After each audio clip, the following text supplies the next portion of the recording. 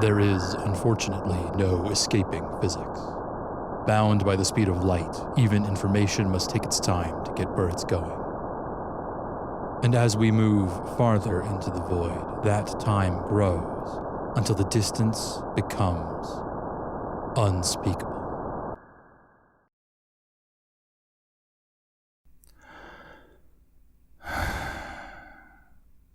Hi, Crystal. I guess it's nice to meet you. I hope that Grimothian flu didn't have any lasting effects. I've heard that one can do some nasty things if you've got bad luck. Anyway, I guess it's a good thing you reached out when you did. Otherwise, I wouldn't really have anyone to talk to, about this. Except my mom, and yeah, this isn't really something I want to talk about with her. Strap in, I guess. I've recently developed some shit to work through.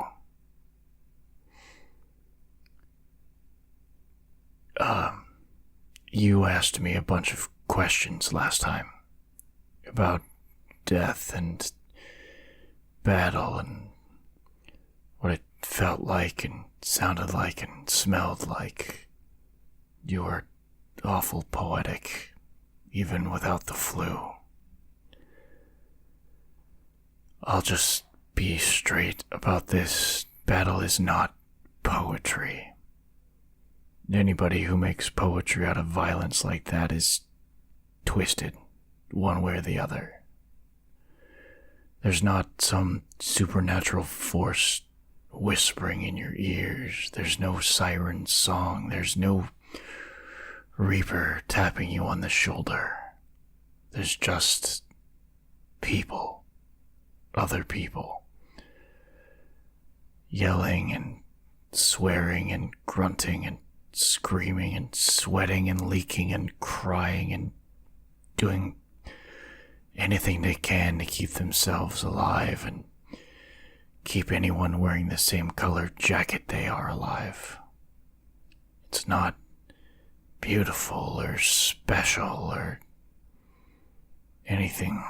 It's just shit. It's just hell wrapped in a flag. Hakeem's dead. Wu made it out alive, but got hurt bad enough to get shipped back to a hospital in the core. A7 got fried. They had a hot backup that they lifted into a new chassis on board, but they haven't been the same since. I mean, I guess I haven't either, but it's different with them. They basically died and then woke up the next morning in a shiny new body. I don't know about you, but that fucked me right the hell up. I know you're gonna ask, so I'll just tell you now instead of making us both wait for the next one of these. I don't know what it was. I don't even know what we were fighting. It came out of nowhere. We weren't even ground-bound, it just showed up out of the black right in front of us. Like it was hunting. I didn't think anything lived in space. I didn't even know something could. It didn't seem like it'd be that difficult to manage either. It was barely the size of a cricket. You could have stood Wu on my shoulders and we'd have been taller than it was. But the way it came for us, I've never seen anything like it. I don't think Command had either. They sure as hell didn't expect it to be that fast or that smart. I don't think it was an animal. That's what everybody kind of thinks. and the brass aren't saying otherwise, so yeah. I guess maybe we just got our asses kicked by an alien that lives in space and eats spaceships for breakfast or something. I don't know, though. It seemed to know what to expect from us before we finally gotten enough of a hit to make it run off. It was predicting us. It knew our tactics, knew how we'd fly or when we'd take a shot with the ship's Asimovs.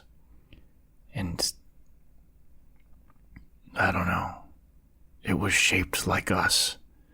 2 legs, 2 arms. Other bits too, sure, but the basics were all there. Human. At least shaped that way. I don't know what it was. I just know that it killed Hakeem and almost got everybody else too, including me. I got out with some fractures and a new eyeball, so I guess I'm one of the lucky ones. Back before space, when wars were terrestrial, I think they might have just put up some kind of marker, something in the ground to tell people to respect the dead. There's nowhere to drop a sign in the black. Hakeem won't ever get a memorial. Just a message from the brass back home through this busted fucking PLDN system that might get there before everybody he ever knew forgets about him. My memories of him, that's the only memorial he'll ever have.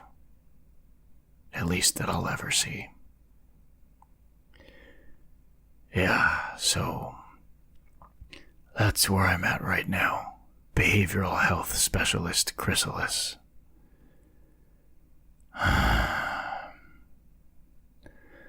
I'll talk to you when I talk to you again, I guess. Bye.